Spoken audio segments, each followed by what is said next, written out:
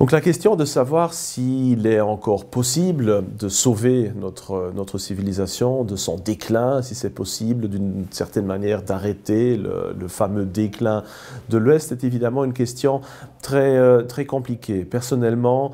comme les auditeurs le savent peut-être, je suis très fortement marqué par l'idée d'une analogie entre les grandes civilisations humaines. D'ailleurs, l'un de mes livres portait sur les analogies entre la crise actuelle de notre monde occidental et le déclin et la chute de la République romaine au 1er siècle avant notre ère. Et donc, forcément, je suis assez pessimiste quant à la possibilité d'une survie infinie d'une civilisation. Je crois aussi que les civilisations sont mortelles et que la nôtre, après plus de 1000 ans d'une histoire fabuleuse, touche tout doucement à sa fin. Néanmoins, cela ne veut pas dire que nous sommes obligés de nous,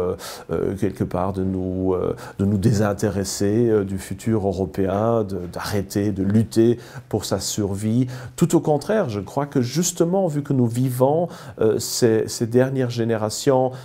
où cette civilisation européenne est encore plus ou moins vivante, avant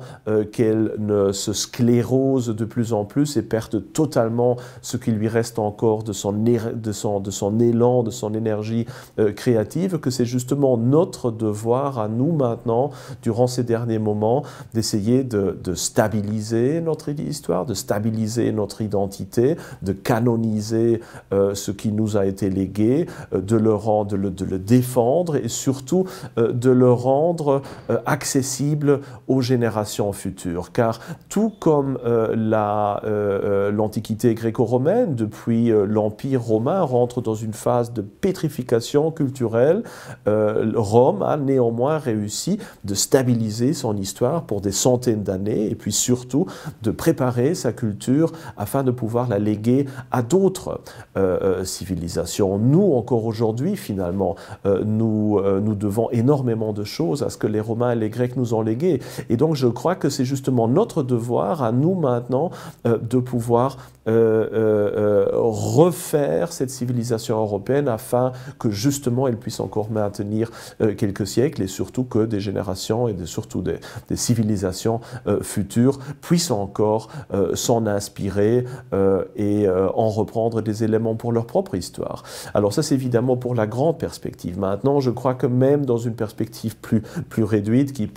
serait seulement aux prochaines décennies, je crois qu'il y a encore énormément d'énergie et énormément de bien dans notre civilisation européenne, même si actuellement elle est mise à mal par cette horrible idéologie du wokisme d'un côté et évidemment aussi par les dangers du multiculturalisme à l'intérieur. Et je crois que là, il y a quand même une grande partie de la population européenne qui ne veut pas assister à la destruction délibérée, voire au suicide de la civilisation européenne et qui est prête, si une offre politique sérieuse, crédible, morale lui est offerte, justement, de vouloir aussi lutter pour la survie de cette civilisation européenne. C'est possible, la Pologne et la Hongrie ont montré durant ces dernières années justement tout le potentiel qui pouvait encore se trouver dans cette civilisation européenne et tout le potentiel aussi d'une politique culturelle patriotique. Et je crois que ce modèle-là pourrait aussi inspirer avec beaucoup de succès, une restructuration des institutions européennes et leur transformation d'un élément de destruction de l'identité européenne vers plutôt un élément de défense de notre identité européenne commune.